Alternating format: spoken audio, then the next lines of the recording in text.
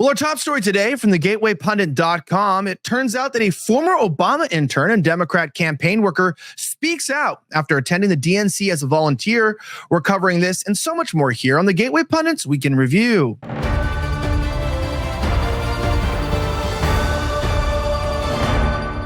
My name is Elijah Schaffer, and this is the Gateway Pundits Week in Review, where we cover the top stories of the last 24 hours in around 10 minutes. Our top story today comes from Jim Hoft. A former Obama intern and Democrat campaign worker speaks out after attending the DNC. You'll have to stay to watch the entire video. A former Obama intern and lifelong Democrat who voted for Joe Biden in 2020 has taken to social media to blast the Democrat Party in a scathing video that exposes what conservatives have long suspected. The party is out of touch, elitist, and disconnected from the real struggles of everyday Americans. The woman, who identifies herself as Evan, posted the video on X where she shared her disillusionment with the Democrat Party after attending the Democrat National Convention as a volunteer. According to her, she left the convention early because it sickened me. Evan, who has dedicated much of her career to working in progressive politics, signed up to volunteer at this year's DNC, expecting to find renewed faith in the Democratic Party. Instead, she found herself more disillusioned than ever before. Okay, I'm going to get real in this, and it's probably going to piss some people off. Rather than just believing me, you're going to have to listen to this whole video. It's rather alarming. Watch. Okay, I'm going to get real in this, and it's probably going to piss some people off, but I'm okay with that. Because if I'm not being honest, then what else am I doing? I just got back from the DNC where I signed up to volunteer. And when I initially had signed up to volunteer, Joe Biden was still the nominee. It wasn't yet Kamala Harris. I've worked in progressive politics for a long time. I have worked for many different Democratic candidates, Senate candidates, House candidates, even some Democratic organizations.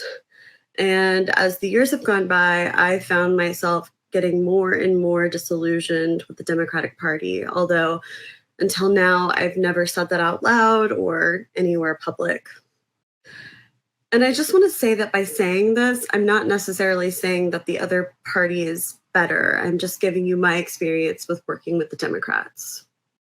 Throughout my career, I've mostly done campaign fundraising, so I've seen it the way that it works behind the scenes. And I know that candidates spend 8, 9, 10 hours a day just calling donors and begging rich people for money. It's pretty much the only people that they talk to. I mean, of course, sometimes they have to talk to voters, but the majority of their time is just spent calling and begging rich people to give them money for their campaigns. And what this inevitably means is that we don't actually live in a democracy. It's just rich people calling the shots and having the access to talk to the politicians. They're the ones that basically get their ear all day. They're the ones that can help shape and prioritize what the politician actually focuses on. Even the politicians that detest this, that want to get big money out of politics, still have to play this game. They still have to make these calls. They still do the same amount of just calling rich people and begging them for money. And what unfortunately happens once they get into office, if they get into office, is that they soon realize that the money machine is so great and the seduction of power is so immense that they no longer adhere to these values. When I first got into politics, I thought that Democrats were the party of the people. And at the DNC this week, I felt like I was in a building with the most elite and out-of-touch people in the entire world. It very much felt like, let's just have a huge party and forget all of our problems because the vibes are brat. When I was there, I didn't feel any connection to real America or the place that I come from, which is the Midwest, Kansas City, Kansas, and Missouri. I didn't feel any connection to the people that I know right now who are struggling to buy their groceries or to pay their rent. The people who want to know what both candidates are going to do to materially affect change in their lives.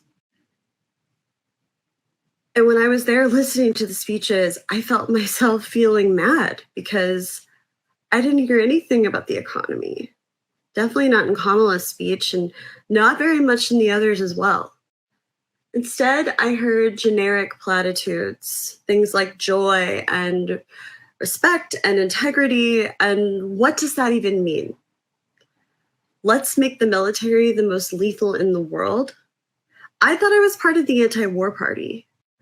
I thought I was part of the party that fought for the underdog, that championed working people. When and how did we just become the party of academia and affluence? Because that's what we are right now. How can we ever say that we're going to fight corporate power or give a voice back to those communities that have been left behind when above the delegates on the floor in levels and levels and rings of suites with donors and corporations that we're literally looking down on the people below from above? That's what Chris Cuomo said, and he's absolutely right. You know, I went to the DNC this year hoping that I would feel reconnected to the Democratic Party, that I would have more of a sense of understanding of Kamala and her candidacy and what she stood for. But instead, I ended up leaving and feeling the opposite, more disconnected and alone than ever. And I don't think I can support Kamala Harris for president. I don't even know if I can call myself a Democrat anymore. I don't know who I'm going to be supporting, but I know it's not her. And for once, I'm not afraid to say it. And that sort of disillusionment is something that we're all feeling. You know, I went to the RNC and I felt pretty much the same way. It's like, you know, I work with people every day. I'm talking to you guys. We're connecting. I know what you care about. And, you know, we didn't really talk about this replacement migration, what's going on at the border. We didn't talk about the things that matter, like nationalism and getting our country back. It was a lot of just, you know, coup d'etat. We're not really racist. You know, we love everyone. And I feel like the establishment parties are genuinely out of touch with one another, and they don't even understand the American people down to the core. That being said, though, JD Vance in our next story had an interesting run-in. He smacked down Kristen Welker on Meet the Press as she tries to run cover for Kamala Harris with biased questions. Colin Linebarger reported that JD Vance turned in yet another masterful media performance, continuing to show why President Trump made a brilliant choice selecting him as his running mate. Vance was a guest on NBC's Meet the Press on Sunday with left-wing host Kristen Welker. He was asked a series of questions, including on the inflation, economy, abortion, and his years-old comments on childless cat ladies. Here's some of the interactions. You can listen for yourself. Watch. Whatever the number is, that number for the record, they say it's closer to 8 to 10 million. But I think there are reasons to think that DHS is underestimating. Whatever the real number is, it's way too high, right? It's millions upon millions of illegal immigrants that have come in just since Kamala Harris became the border czar a few years ago. She was put in charge of the root causes of migration. Well, the root causes of migration, I would say, Kristen, is that Kamala Harris refuses to do her job. Yeah, and he's saying, look, you can talk crap on us all you want, but we know exactly what's been going on. Kamala Harris has let millions of people in. She's been in control of the border, and we need to realize that. That's what's happening. He also went on to explain something even better, too, explaining that they did a lot during the presidency, the way that Donald Trump actually brought factories back to this country. Listen. The estimates vary, but how do you respond to that charge that Trump's tariffs would hurt the middle class? Yeah, so if you step back a little bit, Kristen, there's this whole thing that Kamala Harris did at the convention where she made a bunch of claims about what would happen and not enough actually reflection on what already happened, right? Because Donald Trump was already president. He used tariffs to bring manufacturing jobs back to our country, and I think he'll do it again.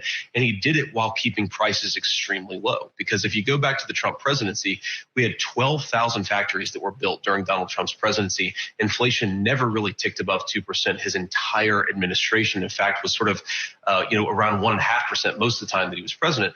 So when Kamala Harris says, if we do the thing that Trump already did, it's going to be way worse than it was last time. And I agree with that. I think things are going to be way worse. I hope they'll get better, but who really knows?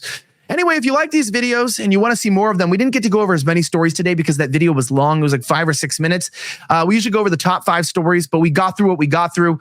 Just remember to support us directly at thegatewaypundit.com. I'm Elijah Schaffer. Thank you so much for watching the Week in Review. Have a great rest of the week as always, and may God bless the United States of America. I'm signing out.